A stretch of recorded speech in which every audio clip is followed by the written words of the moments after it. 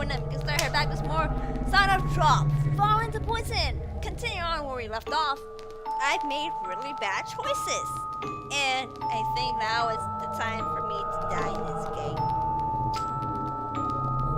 What is this? It's different.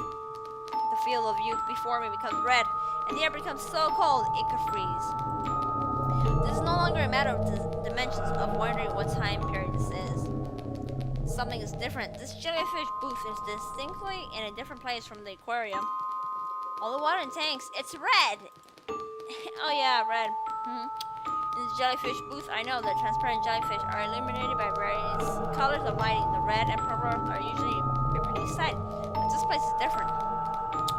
All of the pillar-shaped tanks are bright red. It's a repulsive sight, as if all the water has been replaced with blood. I have to go. A bit confused, I take a step forward. Despite the fact that the floor at my feet could be solid, should be solid, I stagger. My sense of equilibrium is off. I proceed 1, then 2 steps. At that point, I start to feel like I might fall. Even so, I head further inside. If I can pass through another door, I should be able to escape this bizarre phenomenon. No matter what, I have to hurry. Oh god, not now.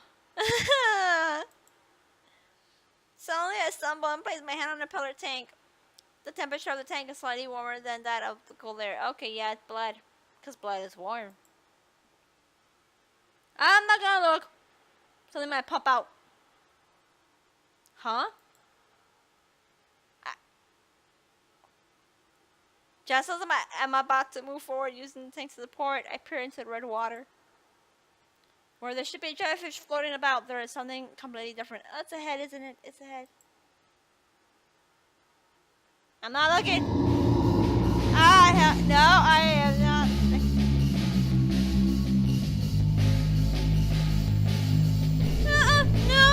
No. I'm unable to stop the scream that bursts from my mouth. An unbelievable sight stops me in my tracks. A face. No, I'm not looking. I'm not looking. I am covering the top portion of the screen. A human face floats about. No. Whatever is below the neck appears as if it has been assimilated into the blood, blending into the contents of the tank. It isn't just one of them. Just as with the previous jellyfish booth, there are more and more and more. I wobble and break away from the tank, landing on my backside. I don't know whose face it is. It's not as if it would be someone I know. But no matter what face it is, they all seem to be staring at me. Here in the heart of the jellyfish booth. Taking a step back, I see that all the tanks have human faces. Floating inside them, they have some differences, such as some faces being blank, some of their eyes bulging open, and some have bloodshot eyes. But they're all looking at me. What is this? The face over there, nose is twitching. Oh, the sweet lips are crumbling, and way over there, no one has a cease in his brow. But dumb, my heart beats faster. But dumb, in rhythm with my heartbeat, I experience a hallucination that faces tanks are drawing close. Don't you dare!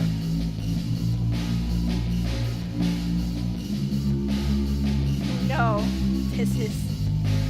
Oh! What? No! Heck no! Heck no! No, I'm not laughing. I'm sorry. That's too creepy. No? Did it say that? Also, okay, that's not. I'll come closer. I'm certain that all of these faces are getting closer to me. The fact that they're getting larger serves as proof.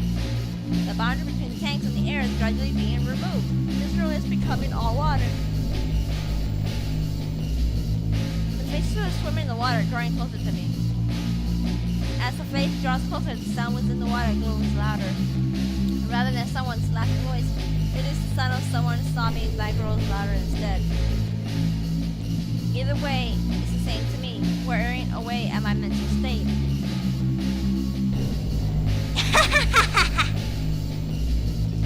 so I can laugh. Because then I'll laugh like I think it's funny. Please, stop it. A voice unfamiliar to me is sneering at me. Little by little, these unfamiliar faces are coming in closer to me. Before I realize it, my feet can no longer confirm whether the floor is there or not.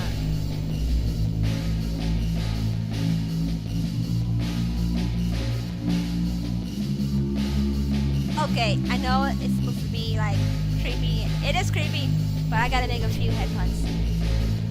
I'm sure they're feeling lightheaded. Ha!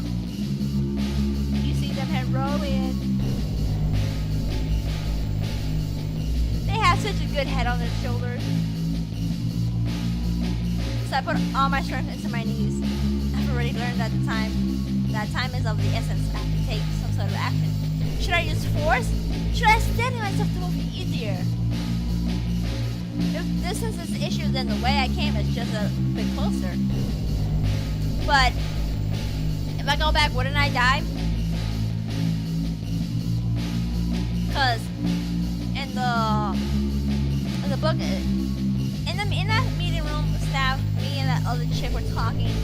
It says when we go through one door, we get into different dimensions, and we try to go back, we get into a different dimension, or it's just as worse as it was. Great. I just started and now I gotta save again. My headache. Okay.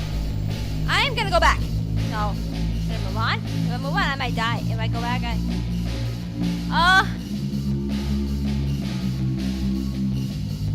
okay, I'm gonna cover my eyes. I'm gonna look away actually. I'm gonna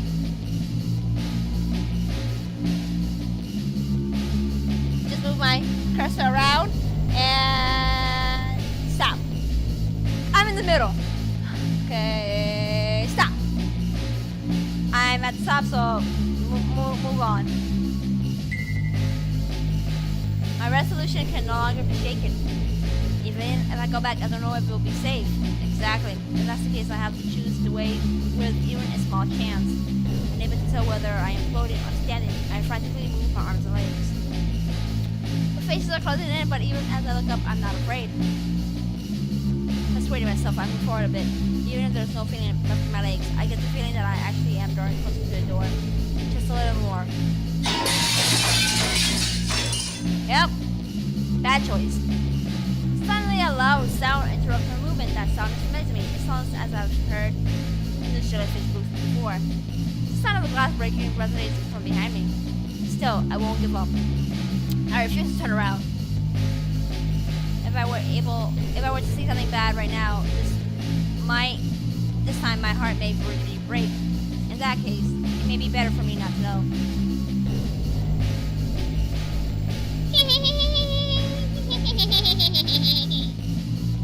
On the heels of that thought, various voices are laughing, crying, beginning to resonate behind me. They're probably the voices of those faces floating in the blood. The voices suddenly draw near, finding close in on me. Fish with human faces. They say that a fish with human face will not about. It reminds me of an urban legend we were talking about. However, I don't have the time to be in shock over a rumor being true. I won't falter. Human faces and shards of glass are passing by the edge of my field of vision. Occasionally they touch my skin or forehead, but I move forward. I drift as I move along, grabbing the door with a clack. I encourage myself out so loud I don't lose focus. I have no idea what lies ahead. Gah! Almost at the same time as I pull on the door, I begin to feel heavy pressure against my back. It's heavy. Why? I can guess what has happened. Surely the fish are stopping me from moving on. This feeling of having my clothes pulled on is proof of it. I never thought a fish could be this strong. I'm going.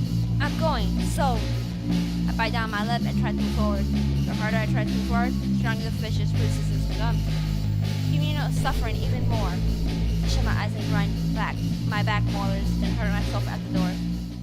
I made it! I didn't die! The door flies open and I fall to the ground. Even so, I mustered up all my strength and shut the door. There is no longer any pressure against my back. Okay. Huh? Beyond the door is not the fish of the ward booth. It's dark and narrow, similar to the staff passageway I passed through before. Turning about and looking around, I realized that this is a passageway after all. So the jellyfish booth had at least 3 doors. The one I initially came in through, the one that leads to the entrance, and this door that connects to the staff-only passage. Isn't that the one where I left Kenji-san in? You know, where he went mental.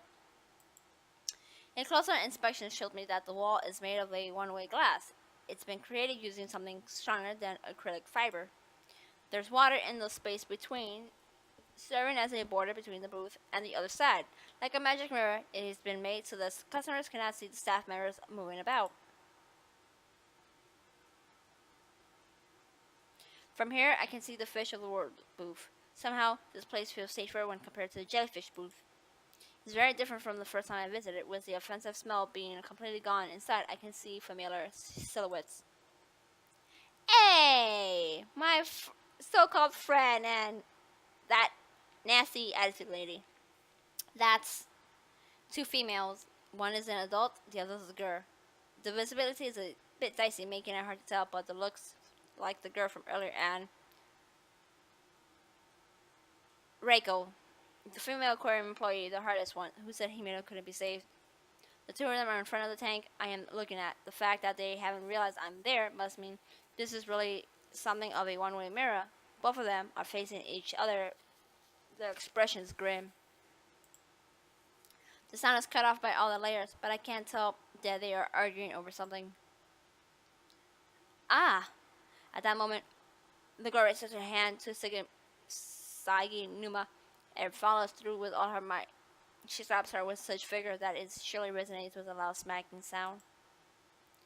Reiko rubs her left cheek and grins widely. Seeing Reiko grin with such composure after being struck gives me chills. The girl only deepens the creases in her brow. At this rate, things will only intensify. I realize that I have to stop him, or I don't have to do anything and just watch.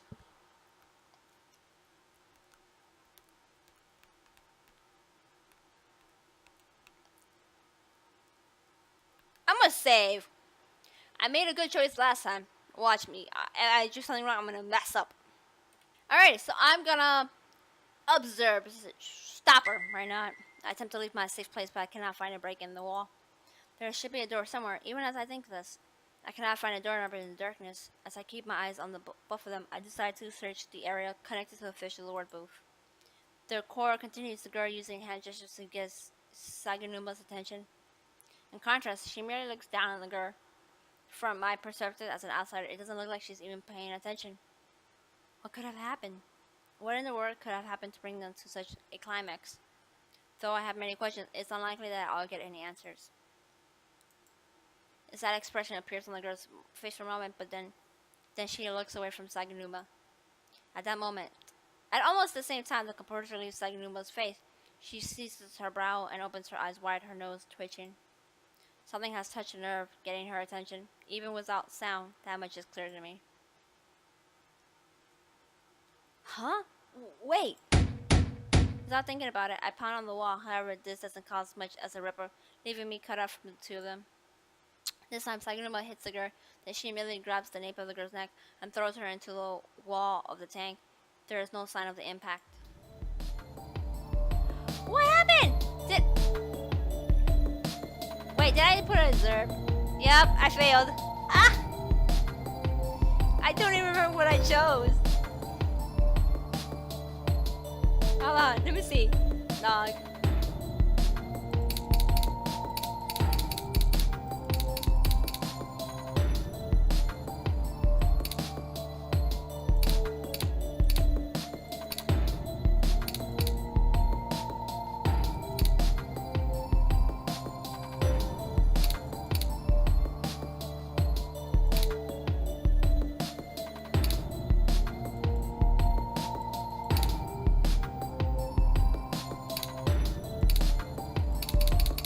Alright, I don't remember what I chose.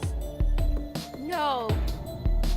Having hit the back of her head on the tank, the girl falls with a Saganuma flipped her body over, grabbing the back of her collar. The girl's face is turning in my direction, and I realize that she has fainted. She's unconscious. A horrible premonition runs through me. With the girl's chest pressed against the wall of the tank, Saganuma grabs the back of her head and smashes it against the tank over and over again. I can't see Saganuma's face as it is bathed in light from behind and has become a silhouette. The only thing I can see is her lips, which dangle in the shape of an anchor. No, at this rate she'll die. Without thinking, I scream. I have to help her. I can't stay quiet any longer. At any rate, I pound on the wall before me.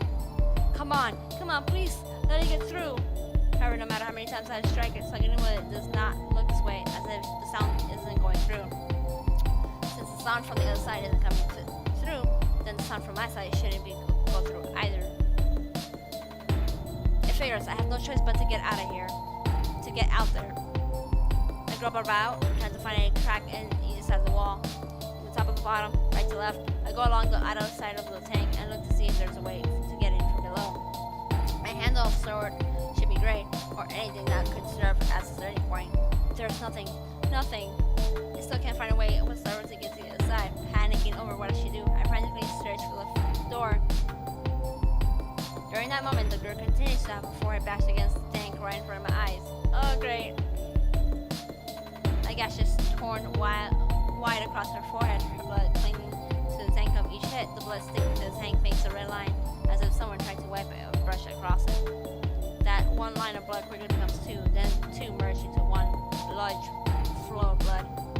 No! I don't want her to die, man, honestly. Her eyes are white and wide open, the blood from the girl's forehead making them seem bright red. From those eyes I can't sense no life, signs of life. I failed, didn't I? Saganuma's lips are of course smiling. Stop this! Unable to stand anymore, I scream. However, this pointless, my merely echoing back through the passageway I'm in.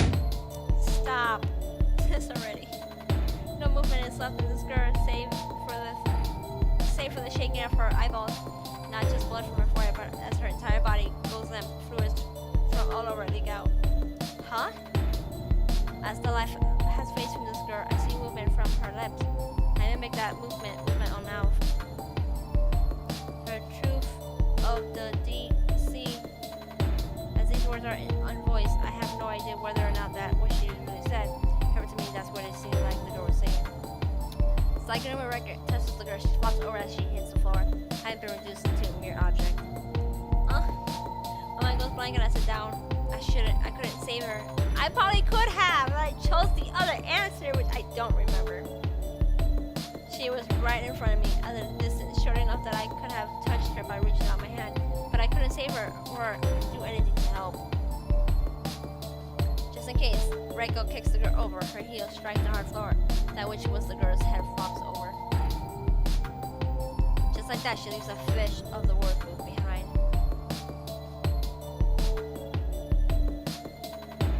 At that moment, I see bright red. As at a moment of pause, the girl's corpse loses the arteries of life. It decomposes and goes beyond that to completely dried out. Some new phenomena is starting, but I can't stand up as I am right now. I'm powerless. I can't do anything. Something hot wells up behind my eyes. No, I don't want this. I don't want Himeno to die like this. But the image of the girl's expression as she was on the verge of death is scorched into my mind. So hollow, yet so desperate, her face burning up with rage. That face keeps appearing within my bright red vision. The deep sea, the truth. Just before the flame of life was extinguished, I think those were the words the girl left me. Then, what? I don't want to just sit here brooding like this. Big sister. Huh? The voice just now. Even though it feels easier just to break down and cry, hearing the voice of my little sister from somewhere brings me back. That was Mari's voice. Big sister, come this way. No, don't go to the voice. Mari, where are you? This way, over here. Where? I said this way, over here. It is Mari's voice. It really is. But from where? Before I realized I'm on my feet. Mari's voice echoes about the room like an announcement from a loudspeaker, but I can't find the source. I don't want to lose sight of this one strand of hope that has filled the hole left by my feelings of anxiety. Let's let's go. I can't forget that girl's death. Stricken with grief and near the breaking point, I held myself together. Thanks to Mari.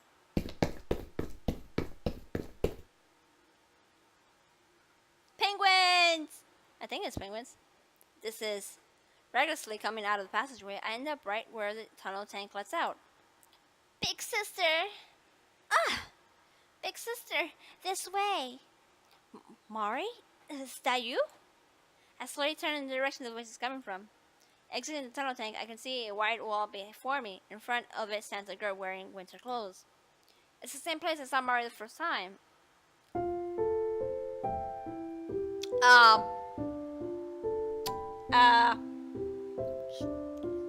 Shouldn't you be dead? Jeez, big sister, did you get lost? Mari, I'm glad. Mari, are you really here? Really here? I'm right here. The same color hair as mine, the same color eyes. We were often mistaken for twins. With the silhouette of a doll, she's wearing the warm-looking overcoat. Mari is right here, looking just as she did that day. Mari, why are you here? Did you forget? Jeez, you meanie. We came together to the aquarium. There's no way I could forget. None at all. It's just, why did you disappear? You're the one who got lost. I'm here. I've been here all along. Mari! Without hesitation, I embraced Mari. She must have caught a chill as my body is cold to the touch. Big sister, what's wrong? This is embarrassing. It's fine, Mari. We're finally together again. Jeez, big sister, you're such a crybaby. That's right, I'm crying. After Mari pointed out, I realized my cheeks are covered with tears. Just as I'm about to stop, I cry again. Okay, let's go, big sister. Mari says this in a cheerful voice as she pats my head. This is a strange feeling having my sister rub my head, but not a bad one. I feel my head being enveloped in a soft feeling as if I am floating. Go? Where? We'll go somewhere higher up, together, you and I. I don't like the sound of this at all. Somewhere higher up? Higher, softer. That place is eternity. Eternity. Grinning ear to ear, Mari points her right index towards the ceiling. The feeling that I've been begun floating upwards grows even stronger. Yes, there's nothing, yet everything there. It's really fun, very soft, and a place we can always be. A world of happiness. Happiness? I don't really understand what Mari is trying to say. She's saying you're going to die. But if it's happiness, that might be okay. What about Himeno? Excuse you. The fact that I'm able to reunite with Mari like this makes me extremely happy. My thoughts melt together in happiness. At being with Mari, I smell something sweet. With a hint of lemon. If that's what the world will be like, we'll surely be happy. Let's go together, big sister. Mari, don't get lost anymore. Okay. Mari reaches her hand out to me. I sit upright and reach for Mari's outstretched hand. I hear the sound of something falling down with a clatter. Half of me really wants to take Mari's hand just to get that bad ending, but I'm gonna save. Alright. Wait. Drawn to the sound, I look down my feet. The keychain was a droplet and starfish, that precious memory of Mari and I. That unstable bridge connecting Himeno and I. This keychain has a sticker with a picture printed on it attached to the back, so it probably isn't Mari's, but it has the same shape. Sorry, Mari. I've been regretting not trading you the jellyfish keychain this whole time. I got hung up on something so petty, so... No. That whole thing. It doesn't matter. Huh? At Mari's words, I withdraw the hand I hold out to her. Just now, Mari said it doesn't matter. Don't worry about it. Or, it's not important. She declared it nonchalantly with a smile she always wears. My heart resounds with a loud thump. At the moment, Himeno's words float through my mind. For argument's sake, even if this Mari girl is here, she would have grown in 5 years, and her clothes wouldn't be the same. It's summer, so she wouldn't be wearing a coat. Moreover, all of a sudden, that floating sensation disappeared, and instead, I feel the impact of falling to the ground. In reality, I had been sitting fall was more tipping over. This isn't right. This isn't right. What's wrong, big sister? Come on, let's go. No! Himeno's words really rushed through my mind. Surely Himeno has saved me, because now I can clearly see the form of that thing before me. You're not Mari. No matter what, Mari was never that type of girl to just say it doesn't matter. Not to mention that the keychain had been so important to us. I can't see her declaring that something like that doesn't matter. What are you saying, big sister? I'm Mari. I'm Mari. When Mari refers to herself as I, she always drags it out. As I get up, I announce this to that thing before me. I'm Mar.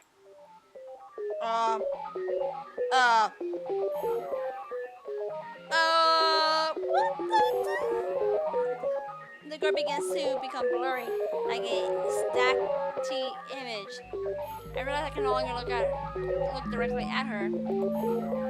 I knew it. You're not Mari after all. Buddy is probably a fitting term here. The thing that had been Mari up to a short time ago begins now disfiguring itself from one clump into countless fish. The fish begins swimming in the air without water. This pattern of behavior is bad. If I get caught up in this bizarre phenomenon, then I am sure to drown in this place with nothing. I have to get away. As I mumble this, I search for a door. If I can go through a door, I should be able to escape the phenomenon in front of me. Mari. Saying I wouldn't regret leaving them is a lie. But that thing isn't Mari. It's just an aggregation of fish. I can't be deceived by them and lose sight of my precious gold. I was so naive. Fine, even so, it's fine. It happened somehow. If I have time to get down about it, then I just need to not let it happen next time. I will save her no matter what. Finding a door as I run away, I throw it open with great force.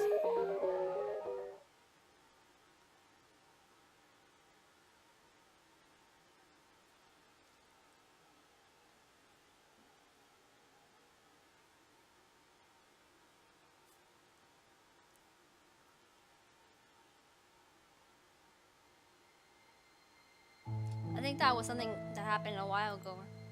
About a year ago, it was something that happened in the summer. During a break when I was looking over my shoes for a quiz. My notes, look at me, my shoes, for a quiz or something. Hey you, keep this in mind. What? A girl from my class suddenly came to my seat, kicking my desk as she yelled at me. She was unexpectedly strong, the notes and stationery on my desk scattering about. She was like a leader in our class, as a part of the largest group. Having almost never spoken to her, I have no memory of ever making her mad. Unable to get mad, I was merely bewildered. Then Himeno showed up, and with her face downcast, picked up my stationery. Sorry, it's my fault. Your fault?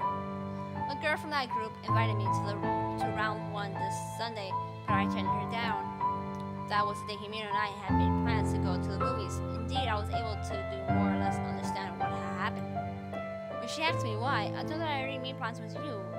Of course I hesitated to tell her that, but she was persistent. But you could have gone. That girl's group was big. If there was an event or something, basically the whole class went along with them. But it wasn't strictly a good thing. Their group's pride was great as their group mentality. The girl that had come over a few minutes earlier was practically striking. Like I go, Mayu, you should know you take priority.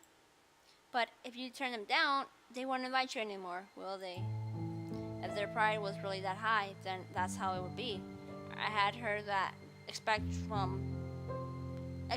for the girl as the leader and the other two.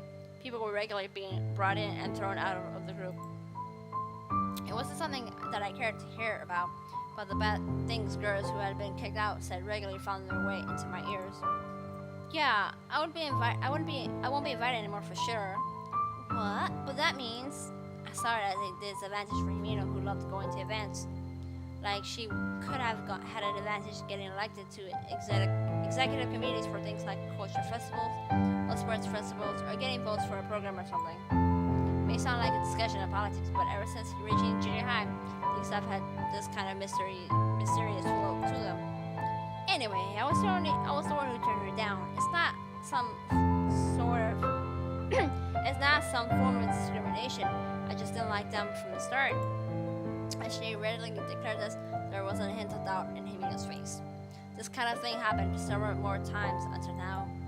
Cheerful and fun to be with, beautiful Himeno was also popular with our classmates. Since I was always with her, there were plenty of instances of jealousy. But from what I saw, Himeno didn't discriminate against anyone or try to butter them up, just like the girl from that group. I often asked Himeno, why are you friends with me? Is that really something you need to ask? More importantly, it's not like I'm being your friend as some kind of favor. I'm your friend because it's fun, okay? Every time I asked, Himeno laughed it off. I really loved the smile she gave me at those times.